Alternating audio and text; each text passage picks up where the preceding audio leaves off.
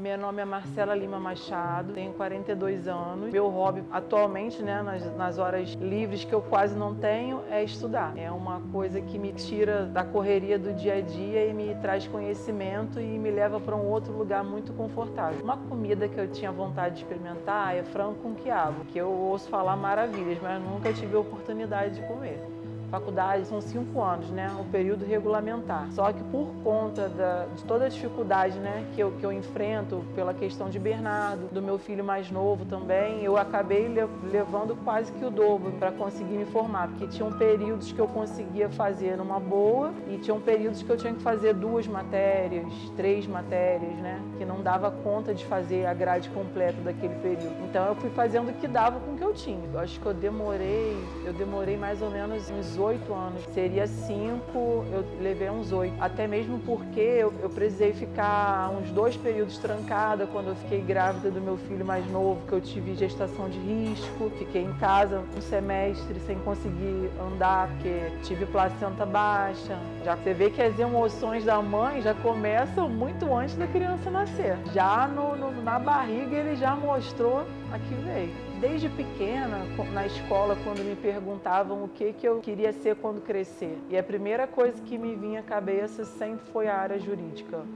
Juíza, promotora, defensora, eu nunca tive dúvidas de que eu queria seguir por essa área, porque eu sempre achei que o mundo não era justo, e sempre cresci com essa utopia de ajudar a fazer uma sociedade mais justa. Muitas vezes eu paro para pensar em coisas que eu poderia ter feito antes de ser mãe. E uma delas seria ter uma carreira consolidada. Porque quando a gente está grávida, quando a gente imagina a vida com um filho, a gente nunca imagina o que pode não dar certo, por assim dizer, a gente não imagina que a gente possa ter um filho com deficiência, a gente não imagina os obstáculos que nos reservam, que a vida nos reserva. E a gente tem que estar preparado, porque é uma caixinha de surpresas. Então, eu acredito que se eu tivesse conseguido consolidar a minha carreira, ter uma estabilidade financeira maior, eu estaria com a vida mais tranquila nesse sentido. A melhor parte de ser mãe, uma parte engraçada e às vezes até irritante, é você ter que lidar com uma miniatura de você. Porque aquele serzinho literalmente repete tudo que você fala. E como você vai contra-argumentar uma pessoa que está dizendo o que você fala, Então é bem engraçado isso. Mas na maternidade nem tudo são flores, Como em tudo na vida, a gente tem um lado maravilhoso e também tem um lado que nem sempre é maravilhoso, que é a sobrecarga, Existem dias que tudo que você queria era ficar na cama, deitado, descansando, mas tem 2 pessoas que dependem de mim, que me fazem ter que levantar todos os dias e enfrentar o mundo. E essa sobrecarga, eu acredito que seja a parte mais pesada da maternidade. Tem um texto que eu não me recordo agora a autoria, que cita isso, que depois que todos vão dormir, mãe é quem fica. Quem fica acordada, quem espera, quem arruma, quem cuida, sempre acaba sendo a mãe. A minha rotina é muito certinha, muito rígida até, porque eu acredito que tudo funciona bem quando a gente tem rotina. Os horários, o que a gente vai dormir já sabendo o que vai acontecer no outro dia. E aí eu tenho isso muito esquematizado, até mesmo porque, como meu marido muitas vezes está embarcado, eu tenho que me virar nos 30 sozinha com os 2. Então é mais fácil levando a rotina à risca. Então a gente praticamente acorda todo dia na mesma hora, toma café na mesma hora, sai cada um para sua atividade na mesma hora, tem a hora do almoço, tem a hora do dever de casa. Então assim, quase todos os dias são sempre iguais. E final de semana não. Aí no final de semana a gente já relaxa, já é dia de comer uma besteira, de passear, de brincar, mas durante a semana a rotina é bem rígida para dar conta de funcionar. De manhã a gente geralmente acorda por volta de 6h15 e cada um toma café sempre comendo a mesma coisa. Ricardo come bisnaguinha com leite puro e Bernardo come tapioca com geleia, que é o que cada um gosta. Então todo dia é aquela música, né? Todo dia ela faz tudo sempre igual. Então é isso. Cada um come sempre o que gosta de manhã e como já é uma rotina muito amarrada, eles já sabem, mesmo o Bernardo com a deficiência dele, ele já sabe o que ele tem que fazer. Ele acorda.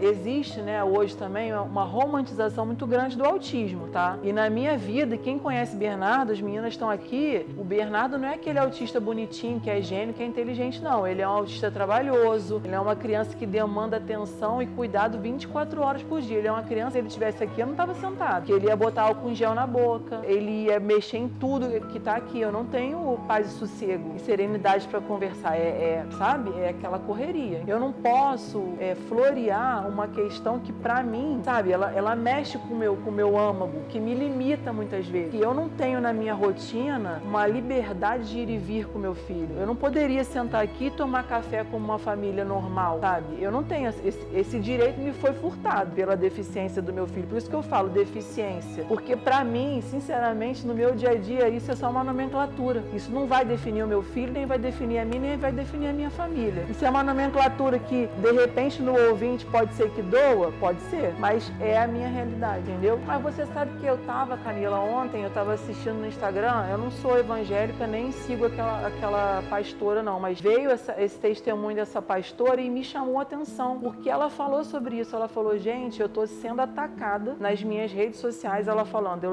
ela é mãe de uma menina autista da mesma idade do Bernardo, severa, e ela falou, minha filha também é não verbal, e ela tava falando, eu tô sendo atacada nas minhas redes sociais porque a minha fé me faz crer sim na cura da minha filha. Não é que eu não saiba que autismo não é doença. Ela falou, eu sei, eu não sou nenhuma ignorante. Eu mais do que ninguém sei mais do que sobre o meu filho do que até o médico. Quem convive com ele sou eu 24 horas. Mas querem me tirar o direito de, pela minha fé, crer numa cura. E quando eu digo cura, não é que ela vai deixar de ser autista, mas eu creio na cura dela, que ela vá falar, que ela vá ser independente cada vez mais. E qual é a mãe que no fundo não quer isso pro seu filho? Até porque a gente não é eterna, né, Camila? Como a gente vai imaginar uma criança como é Bernardo hoje, no mundo sem mim? Isso já me furtou muitas noites de sono, porque quem vai fazer por ele o que eu faço? É muito complicado esse lugar, é muito, sabe, nebuloso, porque eu acho que só quem tem a legitimidade para falar do seu autista é quem convive, sabe? É quem sabe. Assim, vocês sabem do que eu tô falando, porque vocês convivem com o Bernardo. É uma criança que tem 10 anos, mas se você vê pela pureza, é uma criancinha. É uma criancinha que ele é mais puro e mais inocente do que o meu filho de 5 anos. O mundo não está preparado para isso. Eu digo que esse mundo aqui não é para ele. Ele é muito mais evoluído do que esse mundo. É uma criança que às vezes vão debochar e vão rir dele, ele vai sorrir de volta pela inocência dele. Porque o autismo, pelo fato dele não ser uma doença, ele ser um transtorno, ele não tem como ser detectado, não existe uma detecção física. São comportamentos, são atitudes, como eu vou exemplificar para você?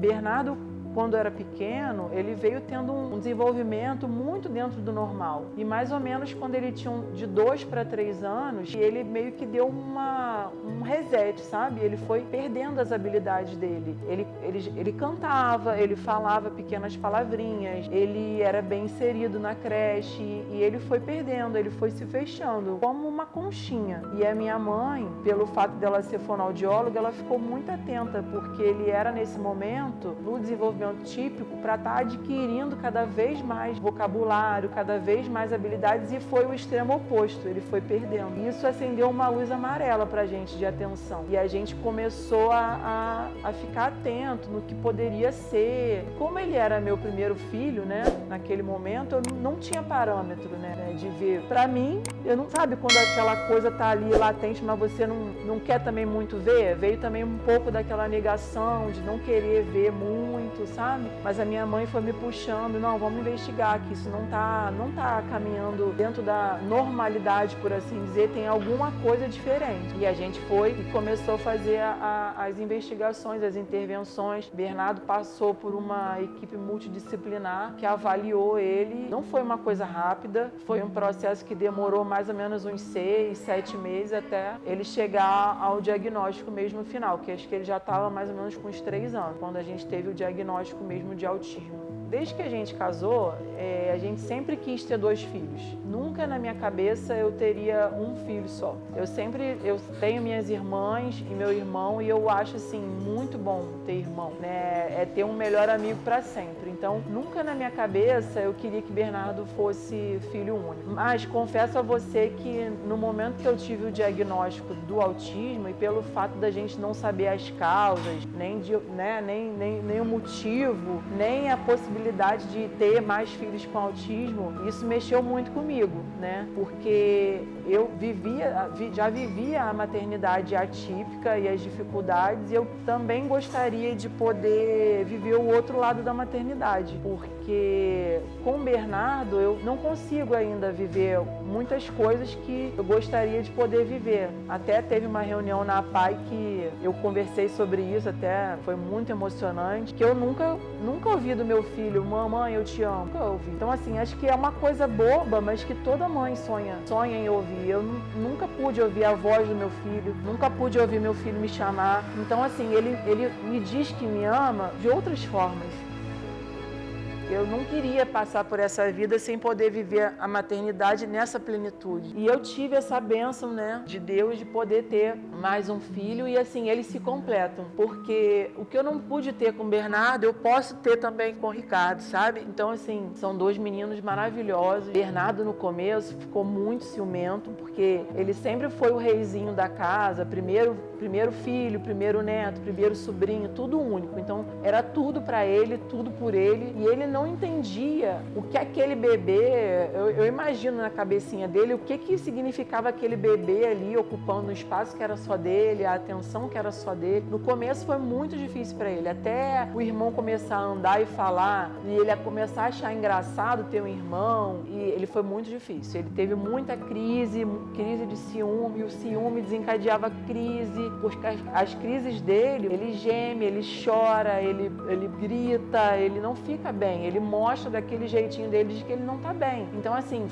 foram muitos anos, assim, difíceis para ele, né? Eu imagino na cabecinha dele. Mas, assim, hoje em dia é muito engraçado, porque o pequeno trola ele e brinca e faz cosquinha e sobe nele e, assim, defende ele, porque ninguém pode fazer nada para Bernardo, brigar com Bernardo, tudo que ele vai, qualquer lugar que ele vai, ele me dá mais um pro Bezão, meu irmão, não sei o quê. Então, assim, é muito bacana, sabe? A parceria natural. E assim, eu nunca cheguei pro Ricardo, que é o meu filho mais novo, e falei, Ricardo, você tem que defender. Você é uma coisa natural dele. Sabe aquela coisa assim? Eu posso falar mal do meu irmão, mas mais ninguém. Então ele é assim, ele defende o irmão e ele, assim, ele ama o irmão e o irmão com o jeitinho dele também. Eu vejo que hoje, quando o Ricardo não tá em casa, Bernardo fica até perdido. Ele chega em casa e já vai procurar o irmão. Eles ficam Bernardo tem um quartinho dele de ver televisão, que eu coloquei uma rede, né? E ele fica lá, balançando na rede. E aí, do lado da rede, eu tive que botar um balanço de rede. Aí o irmão fica no balanço de rede e o Bernardo na rede. E o Bernardo tá balançando e olhando para o lado, para ver se o irmão tá ali. Se o irmão sair, ele vai procurar. E ele sabe os horários do irmão. Mesmo sem falar, ele sabe que horas são, o que tem que fazer. Quando escurece, ele já vai automaticamente tomar o banho dele para subir para dormir, que ele gosta de dormir quando escurece. Então já é aquela coisa que a gente falou, né, da rotina dele, que eu nem preciso falar, que ele mesmo já vai no automático. E são super parceiros, irmão.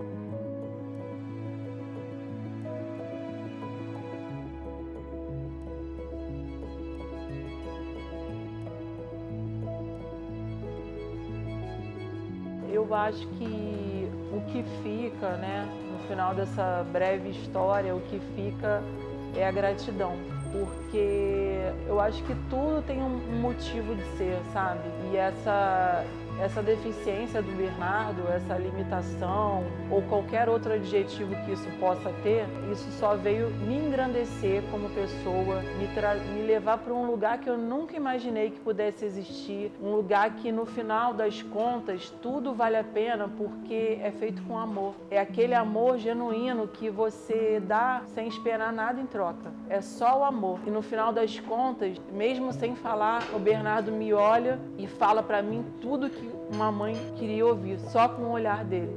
E eu sei que é o amor. E é isso que me motiva todos os dias. Não consigo mais. Muito obrigada por isso. Muito obrigada mesmo. Tá bom, eu tô bem. Isso aqui é só mais uma. A gente chora, levanta poeira, sacode, dá a volta por cima, né? Porque não dá para parar. A gente não tem tempo para lamentar, porque a vida segue. E o mundo não para para ter pena da gente, nem deveria ter, né? Eu acho que o que a gente quer, né, no caso, é que os nossos filhos sejam vistos e sejam respeitados. Principalmente porque o autismo, ele é uma deficiência que não é física, né? Você olha para Bernardo, você não enxerga nele uma limitação, você não vê no Bernardo sentadinho, quietinho, você não imagina que ele possa, né, ter alguma deficiência, ter alguma limitação. Você vê um menino lindo e você não imagina. Então, assim, é cansativo, sabe, pra gente como mãe, todo dia, ter que matar um leão e fazer valer os direitos e repetir a mesma coisa. Uma simples vinda no centro da cidade, que você tem que se degladiar para usar uma vaga especial, que as pessoas não respeitam. Tem a vaga especial, tem a marcação da vaga especial. Aí as pessoas vão para um moto ali. A pessoa não imagina que pode ter um cadeirante que vai precisar abrir a mala do carro. Como ele vai abrir a mala do carro se tem uma moto grudada, sabe? As pessoas não imaginam que você está na fila preferencial, aí vão te cutucar, apontar o símbolo que é uma fila preferencial, como se você gostasse de estar ali, tirar a vez de quem é, né? Então, assim, meu filho está ali porque ele também tem direito. Eu tenho que ficar toda hora explicando, só porque Bernardo não tem, de repente, uma característica como a síndrome de Down, né? Tem. Então, assim, eu acho que as pessoas têm que, ao invés de julgar, procurar saber, ter mais empatia, porque ninguém está livre de vir a ter uma deficiência, por que não? Graças a Deus a gente hoje está aqui falando, andando com os dois braços, as duas pernas, mas quem garante que amanhã nós estaremos? Quem aqui está livre, né? Camila, sofreu até um acidente, não poder mais andar, ser limitado nas suas faculdades, ninguém está livre. Então, assim, é muito fácil a gente julgar quando é na casa do vizinho, quando é na nossa casa. Tem até aquela coisa, né? E se fosse seu filho, não é? Então, assim, é aquilo que a gente falou, o mundo não está preparado, porque é isso, é sobre isso.